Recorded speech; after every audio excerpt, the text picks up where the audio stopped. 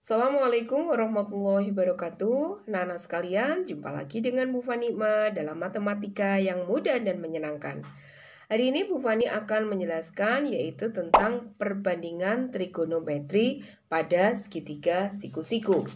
Trigonometri di dalam matematika, jadi yang dimaksud perbandingan trigonometri dalam matematika itu ada yang namanya sinus, ya.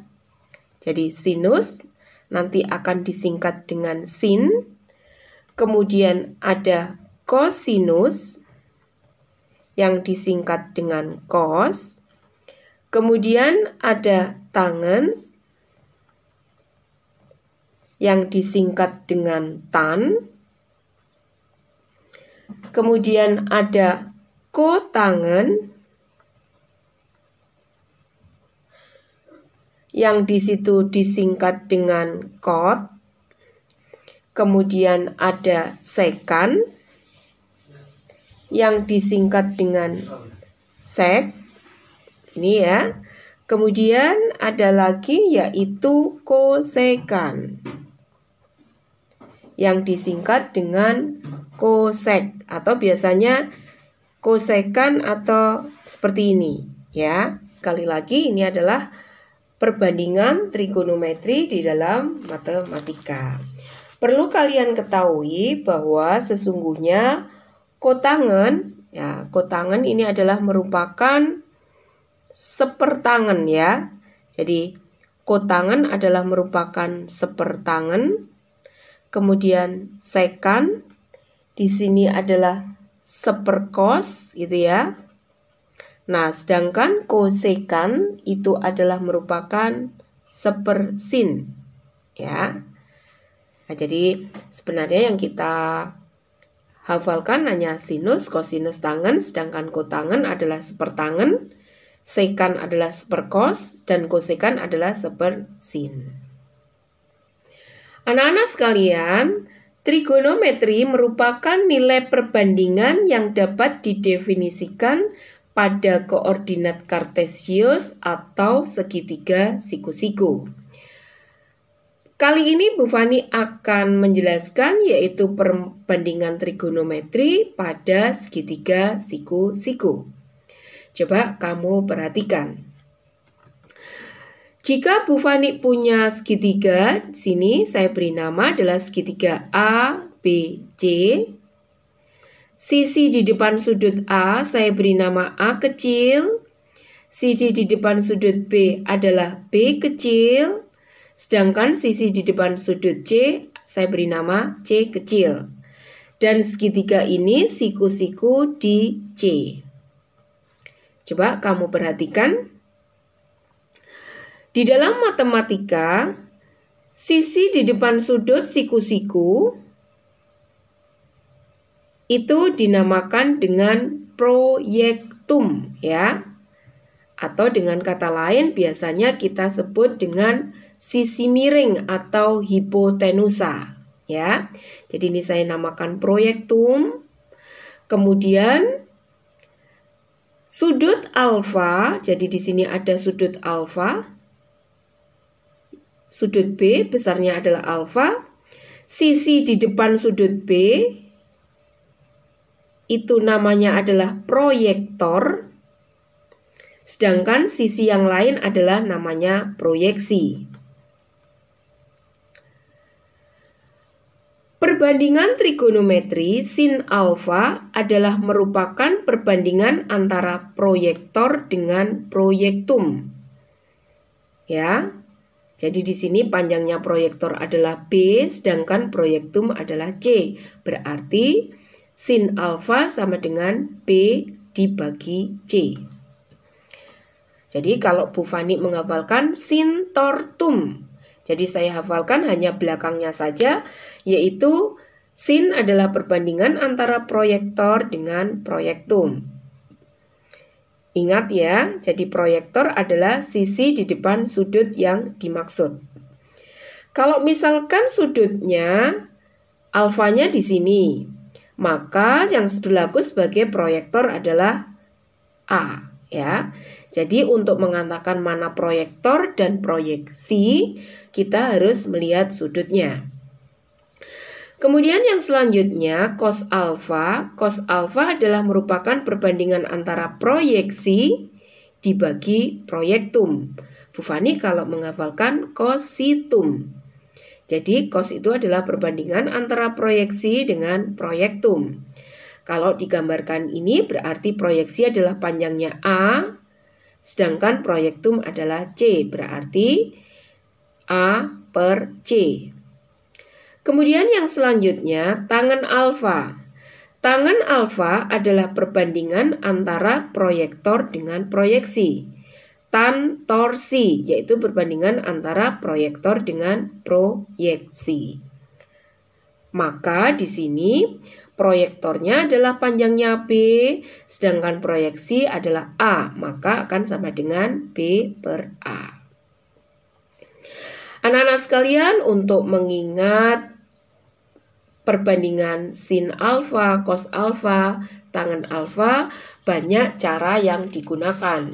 Selain tadi dengan seperti Bu Fani contohkan tadi, sin tortum, cos situm.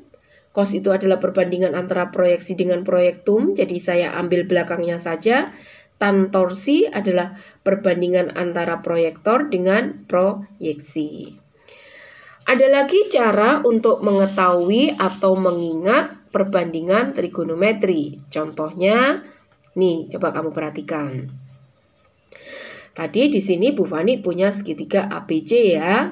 Sisi di depan sudut A berarti di sini adalah sisi A, sudut A. Sisi di depan sudut B nih, sisi B berarti ini adalah B. Dan sisi di depan sudut C, ini C kecil ya, berarti ini adalah C. Saya punya segitiga ABC, siku-siku di C. Sudut ini adalah B. Berarti di sini sisi miring atau hipotenusa atau tadi yang disebut proyektum tadi adalah sisi di depan sudut siku-siku. Jadi yang perlu kalian ingat yang dinamakan sisi miring atau hipotenusa atau proyektum adalah sisi di depan sudut siku-siku. Kemudian sisi di depan sudut saya namai sisi depan ya. Ini adalah di depan sudut yang dimaksud. Jadi sisi miring saya namakan sisi miring, saya ambil mi-nya saja. Sisi di depan sudut, sisi di depan saya ambil de. Kemudian sisi di samping sudut, sisi di samping saya ambil sa. Jadi yang dinamakan perbandingan sin beta berarti karena sudutnya sekarang saya namakan beta, sin beta adalah sin demi. Sisi di depan sudut dibanding sisi miring, sin demi. Kemudian cos beta, cos sami. Jadi sisi di samping, cos itu adalah perbandingan sisi di samping sudut dibanding sisi miring, cos sami. Sedangkan tangen beta, tan de sa adalah sisi di depan sudut dibanding sisi di samping sudut. Jadi banyak cara ya. Jadi bisa kalian tulis di sini. Sin itu adalah perbandingan antara sin demi. Sisi di depan sudut dibanding sisi miring. Kemudian cos, cos sami. Sisi di samping sudut dibanding sisi miring. Sedangkan tadi tan de sa. Tangan itu adalah sisi di depan sudut dibanding di samping sudut. Jadi itu ya anak-anak cara untuk menghafal perbandingan trigonometri. Kalau tadi kalian pakai proyektor, proyektum, dan proyeksi berarti sin itu adalah sin tortum. Nah bisa kalian tulis sin itu adalah sin tortum. Perbandingan antara proyektor dengan proyektum. Cos, cos adalah situm. Perbandingan antara proyeksi dengan proyektum. Sedangkan tangan, tan, torsi. Perbandingan antara proyektor dengan proyeksi. Bu Fani persilakan kalian memilih mana yang menurut kalian mudah untuk diingat. Apakah pilih yang proyektor, proyeksi, atau proyektum, atau mungkin pilih yang sisi miring, sisi depan, dan sisi samping. Baiklah anak-anak, akan Bu Fani berikan contoh penerapan trigonometri pada segitiga siku-siku. Coba kamu perhatikan contoh dari Bu Fani. Saya punya segitiga ABC, siku-siku di C, sudutnya adalah sudut alfa, gitu ya. Sisi di depan sudut tadi dinamakan sisi apa? Sisi miring ya, atau proyektum ya. Jadi ini adalah sisi miring, sisi di depan sudut siku-siku. Kemudian sisi di depan sudut yang dimaksud, sudut alfa, di sini adalah sisi di depan, atau tadi dikatakan proyektor. Kemudian sisi di samping, ini saya namakan samping, atau yang tadi dinamakan proyeksi. Kita akan menghitung berapakah sin alfa, cos alfa, dan juga tangen alfa. Kan kita hitung berapa nilainya. Yang perlu kalian ingat, di sini panjangnya sisi miring adalah 17, panjang sisi samping adalah 15, sedangkan panjang sisi depan belum diketahui. Maka kita bisa memakai teorema Pythagoras. Kenapa? Karena ini adalah merupakan segitiga siku-siku. Pada segitiga siku-siku berlaku teorema Pythagoras. Apa bunyinya teorema Pythagoras? Kuadrat sisi miring. Sisi miring di sini adalah 17, ya. Di mana sisi miring di sini adalah AB ya, berarti berlaku kuadrat sisi miring sama dengan jumlah kuadrat sisi yang lain, sama dengan AC kuadrat ditambah BC kuadrat. Yang mau kita cari yang belum diketahui adalah BC. Berarti BC kuadrat sama dengan AB kuadrat dikurangi AC kuadrat. AB panjangnya adalah 17 kuadrat dikurangi AC adalah panjangnya 15 kuadrat. 17 kuadrat adalah 289. 15 kuadrat adalah 225. Kemudian di sini 289 dikurangi 228 adalah 64. Berarti panjangnya BC adalah akar 64 yaitu 8. Berarti sekarang ketemu sisi depan, ya, sisi depan panjangnya adalah 8. Berarti sekarang kita bisa menghitung perbandingan trigonometri. Sin alfa, sin demi. Tadi perbandingan sinus adalah sisi depan dibanding sisi miring.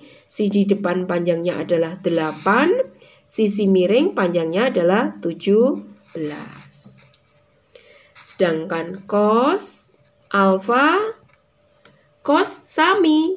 Nah, cos sami berarti sisi samping tadi, sampingnya ada 15, sisi miringnya adalah 17. Berarti 15/17.